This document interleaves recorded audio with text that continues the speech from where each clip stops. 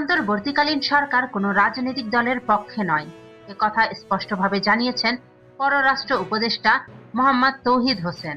শনিবার ২৭ ডিসেম্বর দুপুরে ভোলার বালক সরকারি স্কুল মাঠে ভোটের গাড়ি সুপার ক্যারাভান এর উদ্বোধন অনুষ্ঠানে তিনি এ মন্তব্য করেন। ত্রয়োদশ জাতীয় সংসদ নির্বাচন ও জুলাই জাতীয় সনদ বাস্তবায়ন বিষয়ে গণভোটের প্রচারণার অংশ হিসেবে এই কার্যক্রম শুরু হয়েছে।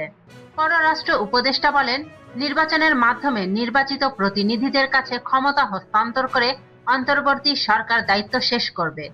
আগামী ১২ ফেব্রুয়ারি একটি উৎসবমুখর ও সুষ্ঠু নির্বাচন আয়োজনের লক্ষ্য নিয়ে সরকার কাজ করছে, যেখানে মানুষ নির্বিঘ্নে নিজের পছন্দ অনুযায়ী ভোট দিতে পারবে। তিনি আরো বলেন, এবার সাধারণ মানুষের দায়িত্ব দুইটি।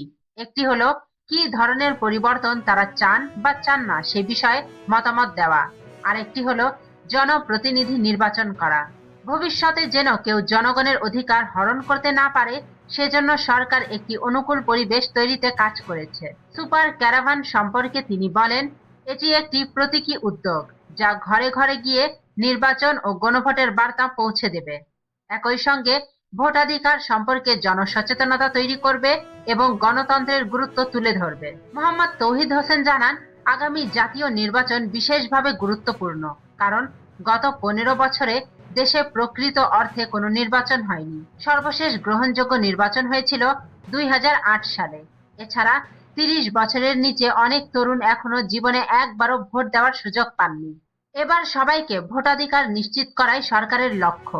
অনুষ্ঠানে উপস্থিত ছিলেন ভোলা জেলা প্রশাসক doctor Shamim Rahman, police super Mohammad Shahidullah Kawsar, স্থানীয় প্রশাসনের কর্মকর্তা, রাজনৈতিক নেতৃবৃন্দ, সুশীল সমাজের প্রতিনিধি এবং সাধারণ জনগণ। আয়োজকরা জানান, এ ধরনের মোট ১০টি ভোটের গাড়ি পর্যায়ক্রমে দেশের ৬৪টি জেলা ও ৩০০টি উপজেলায় প্রচারণা চালাবে।